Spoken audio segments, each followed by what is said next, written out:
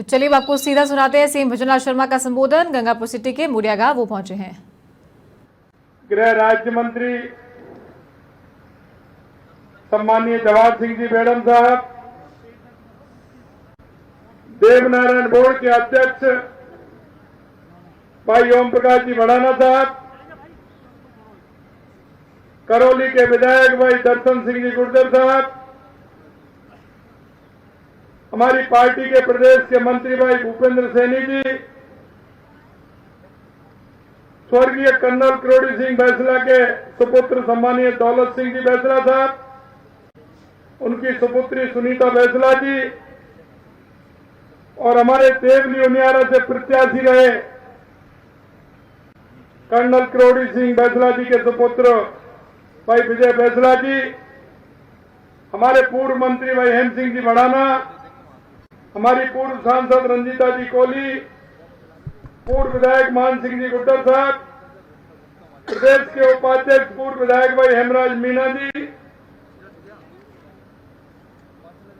श्री हेमराज कोतवाल जी, महंत भगवान देवनारायण मंदिर आसीन, सुभाष चौधरी जी पूर्व विधायक पलवल हरियाणा, राजेंद्र मीना विधायक प्रत्याशी बामनबाज, अशोक सिंह जी धाबाई प्रदेश मंत्री भाजपा, बूढ़ा भगत जी आरक्षण संघर्ष समिति के उपाध्यक्ष हुकम सिंह ब्रिगेडियर साहब, अजीत जी महुआ पूर्व जिला प्रमुख, राजा राम जी गुर्जर पूर्व नगर पालिका सभापति करौली, महेंद्र सिंह जी खेड़ला पूर्व जिला परिषद सदस्य, दीपक जी करेला साहब सरपंच ग्राम पंचायत मुड़िया, और इस कार्यक्रम में आए सभी मेरे पूजा योग बुजुर्गों, नौजवान दोस्तों और इतनी गर्मी में आई सभी मेरी माता बहनों, सबसे पहले तो मैं आप सभी को नमन करता हूं, आपका वंदन करता हूं, आपका अभिनंदन करता हूं,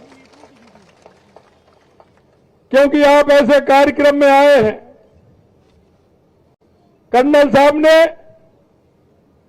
जिस तरह से समाज के लिए, देश के लिए अपने आप को समर्पित करते हुए काम किया था, राष्ट्र सेवी, समाज सेवी स्वर्गीय श्री कर्नल करोड़ी सिंह बैसला जी की प्रतिमा के अनावरण कार्यक्रम में हिस्सा लेने का आज जो अवसर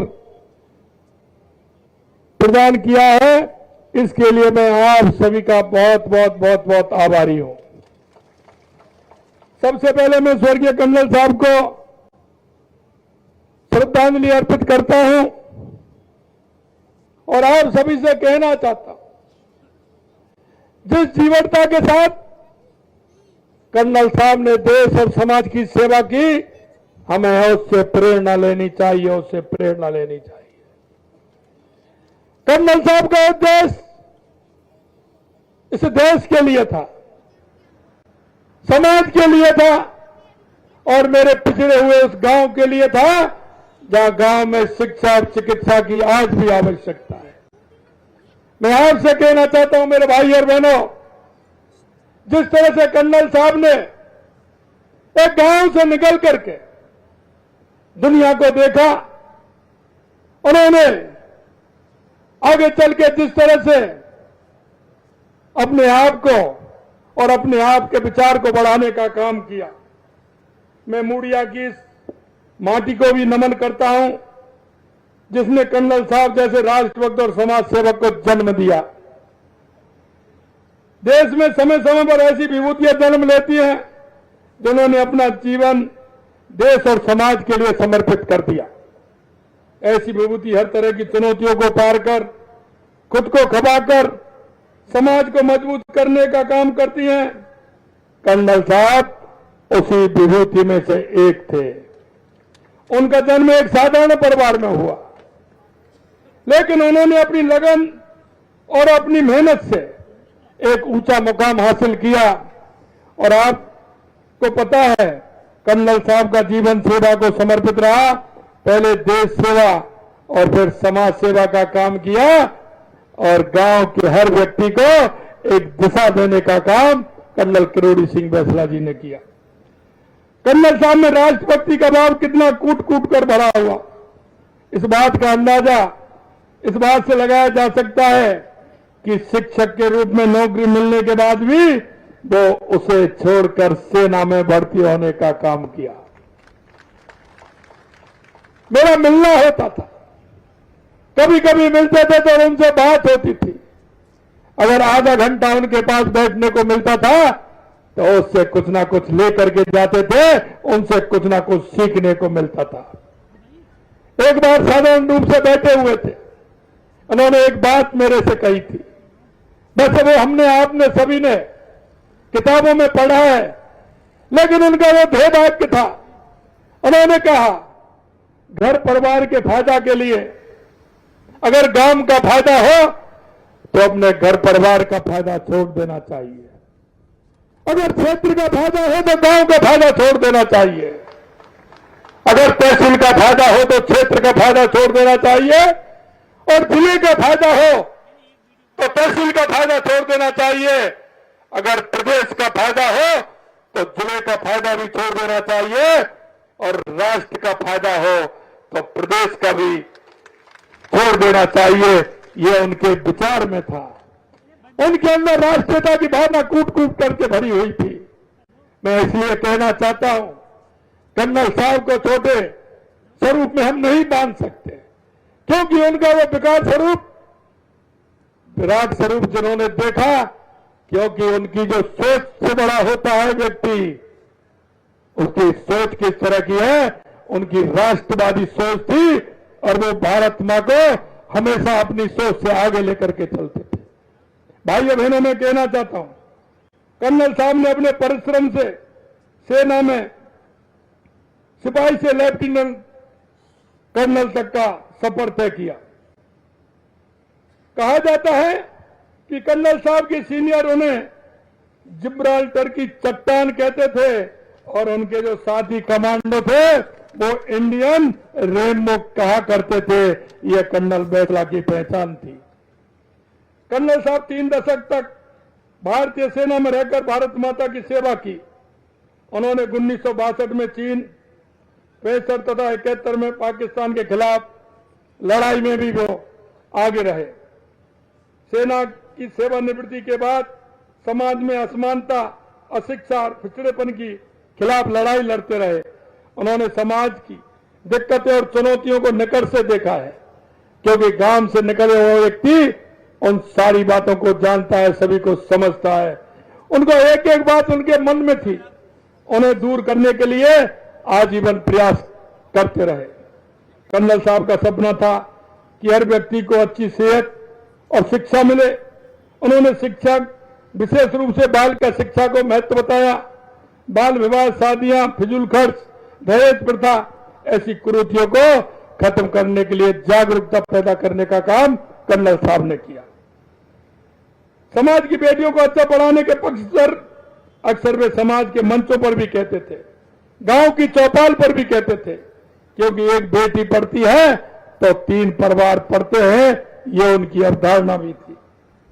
स्वर्गीय कर्नल साहब की प्रतिमा आज समाज के युवाओं, लोगों को देशभक्ति और समाज सेवा के लिए प्रेरित करेगी, उनमें नई ऊर्जा का संचार करेगी। यह प्रतिमा युवाओं को राष्ट्र को प्रथम मानने तथा सैन्य बलों में भर्ती होने के लिए प्रेरित भी करेगी। मैं आज किसान सम्मेलन में आए सभी भाई बहनों को विश्वास दिलाता हूं कि केंद्र राज्य में हमारी सरकार है, आपके हितों के लिए हमेशा प्रतिबद्ध रहेगी। यह मैं आपसे कहना चाहता हूं। देश के किसान हमारे लिए कितने महत्वपूर्ण हैं, इसकी एक झलक आपके सामने पेश करना चाहता हूं। यशस्वी प्रधानमंत्री श्री नरेंद्र मोदी जी ने अपने तीसरे कार्यकाल में सबसे पहले, अगर उन्होंने सबसे पहले प्रधानमंत्री का चार्ज लिया तो उसमें किसान सम्मान निधि की 17वीं किस्त देने का काम देश के यशस्वी प्रधानमंत्री नरेंद्र मोदी जी ने किया। सबसे पहले बैठते ही 17वीं किस्त किसानों को देने का काम हमारे प्रधानमंत्री जी ने किया। हमारी सरकार ने पूर्वी राजस्थान के इस हिस्से में चंबल नदी का पानी लाने के लिए ईआरसीपी योजना को मंजूरी दी, इसे धरातल पर उतारने का काम शुरू कर दिया है। और आपको हम विश्वास दिलाते हैं कि जो आपकी सबसे बड़ी योजना इतने सालों से जो पड़ी थी, हमने उसको आगे बढ़ाने का काम भी हमने किया है।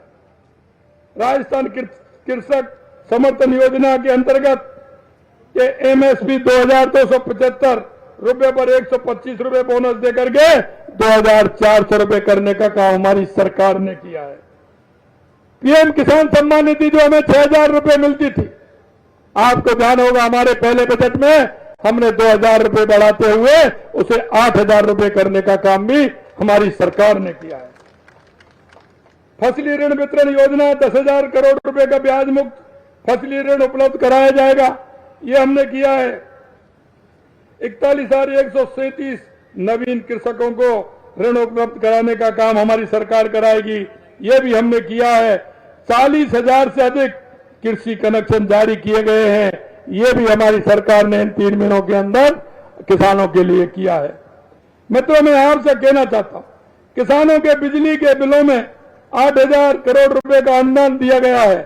50,000 से अधिक किसानों के खेतों में सोलर पंप स्थापित करने की स्वीकृति प्रदान की है और आने वाले समय में 50,000 सोलर पंपों की स्वीकृति और प्रदान हो जाएगी, ये हम आपको विश्वास दिलाते हैं।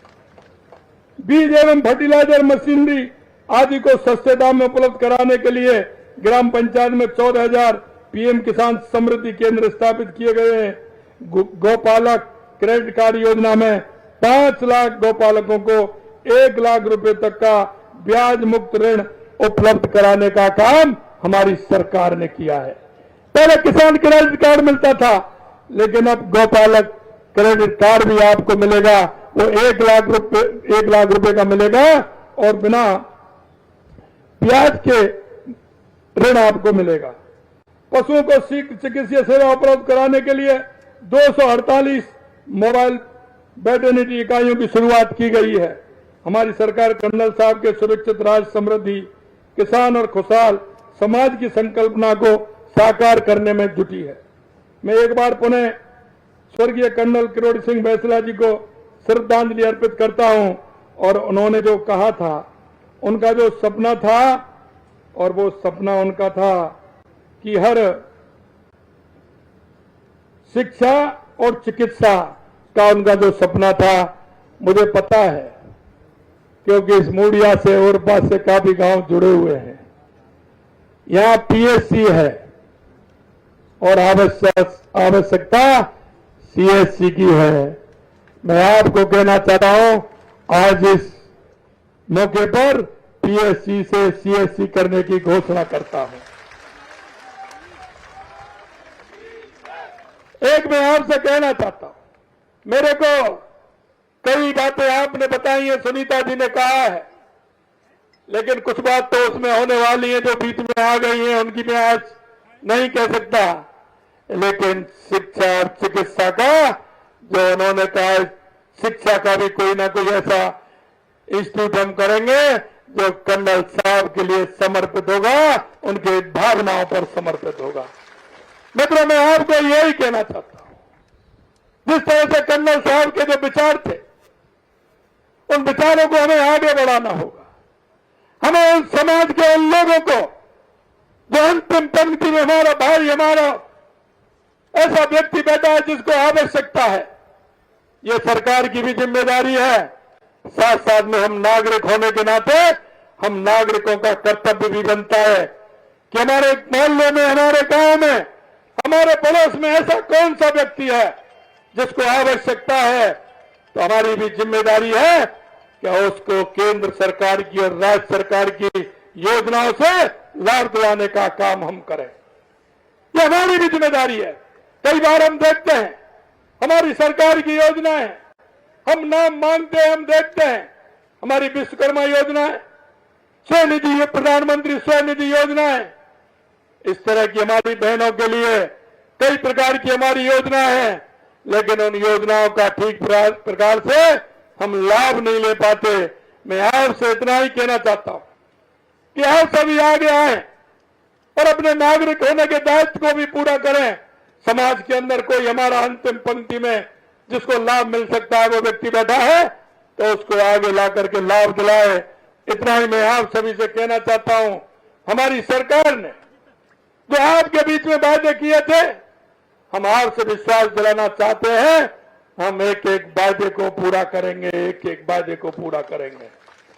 लेकिन हम ऐसा नहीं करेंगे। जो पार्टियां हैं, सरकार आती हैं, लोग लुभाने वादे भी करती हैं। पहले भी देखा होगा, आप भी देखे होंगे किस तरह से बरगलाने का काम करते हैं। मैं आपसे यही कहना चाहता हूं मेरे भाई और बहनों, हमें किसी के झांसे में नहीं आना है, क्योंकि आपने उन लोगों को भी देखा है।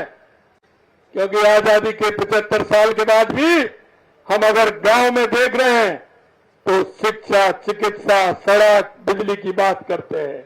मैं आपसे कहना चाहता हूं, इस देश के अंदर सबसे ज्यादा अगर प्रदेश में और देश में राज किया तो किसने किया? अब वो किससे पूछना चाहते हैं? उन्होंने उस गांव की दूरी और शहर की दूरी को बढ़ाने का काम क्यों किया? उन्होंने उस गांव में अगर वो सारी व्यवस्थाएं होती तो आज वो इतने बड़े बाड़े को छोड़ करके 15x30 के उस मकान में या उस फ्लैट में रहना कोई पसंद नहीं करता। वो इसलिए कि उसका गांव में शिक्षा से लेकर चिकित्सा के लेकर के उनकी पूर्ति नहीं होती है, इसलिए वो शहर में जाता है। अगर हम कहना चाहते हैं 70 साल में उन लोगों ने क्या किया, आपके बीच में आए तो उनसे पूछना चाहिए। मैं आपको कहना चाहता हूं, इस प्रधानमंत्री ग्राम सड़क योजना के नाम से हमारे यशस्वी प्रधानमंत्री स्वर्गीय अटल बिहारी वाजपेयी जी ने प्रारंभ किया और आज धीरे धीरे आप देख रहे हैं एक एक गांव को सड़क से जोड़ने का काम भारतीय जनता पार्टी ने किया, भारतीय जनता पार्टी ने किया। आज हम चिकित्सा की बात करते हैं। हमने कहा है कि हर व्यक्ति को चिकित्सा की सुविधा मिलनी चाहिए, शिक्षा की सुविधा मिलनी चाहिए। हमने कहा हर व्यक्ति को नल से जल मिलना चाहिए। आप देख रहे हैं जेबीएम के अंदर कितना केंद्र सरकार से पैसा आया, या तो वो पैसा लगा नहीं, लगा तो भ्रष्टाचार की भेड़ चढ़ गया। मेरे उस किसान भाई को, मेरे उस गांव के उस व्यक्ति को पानी पहुंचाने का काम नहीं किया। और आप देख रहे हैं पानी का सोर्स पहले नहीं देखा और मेरे गांव की सड़क खोद करके डाल दी और उसमें पाइपलाइन डाल दी। गांव में पानी भी नहीं जा रहा है और मेरे गांव की सड़क भी तोड़ने का काम पूर्ववर्ती सरकार ने किया है। मैं आपसे इतना ही कहना चाहता हूं, आप विश्वास रखिए कि हमारी सरकार ने एक एक काम किया है। वादा जो आपसे किया उसको पूरा करेंगे। और आपने ये भी देखा होगा, प्रधानमंत्री जी ने दीनदयाल ज्योति के नाम से हर गरीब को बिजली का कनेक्शन देने का काम किया है। मैं आपसे यही कहना चाहता हूं, हमारी जो मूलभूत सुविधा है उनको करना आवश्यक है। हमारे उस व्यक्ति को अगर उसका लाभ मिलेगा तो उसका लाभ उसका बेटा भी लेगा, बेटी भी लेगी। हमारी बेटी भी आगे बढ़ेंगे और हमारा बेटा भी आगे बढ़ेगा। मैं आपसे यही निवेदन करना चाहता हूं, आज के दिन कर्नल साहब के प्रतिमा अनावरण के कार्यक्रम में आप सभी से इतना ही अनुरोध है कि आप आइए, साथ चलिए और हम आप साथ चले और हमारे इस प्रदेश को मजबूत बनाए, हमारे गांव को मजबूत बनाए, हमारे क्षेत्र को मजबूत बनाए। इतना ही मैं आपके बीच में रखना चाहता हूं। आप सभी लोग इतनी बड़ी संख्या में इस गर्मी के समय में आए, आप सभी को मैं बहुत बहुत धन्यवाद और साधुवाद देता हूं। आप सभी को बहुत बहुत धन्यवाद। नमस्कार, जय हिंद, जय भारत।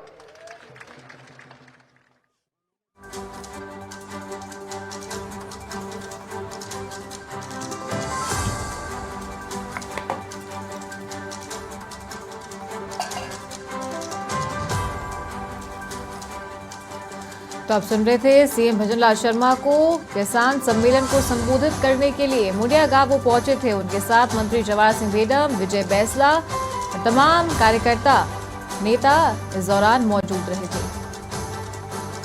तो मुंडिया गांव में मूर्ति अनावरण का कार्यक्रम था और उसके बाद उन्होंने सभा को संबोधित भी किया था। साथ ही किसानों को लेकर उन्होंने कई बातें कही हैं और साथ ही डबल इंजन की सरकार किसानों के हित में क्या फैसले ले रही है, क्या योजनाएं ले रही है, उनका भी बखान सीएम भजनलाल शर्मा ने किया।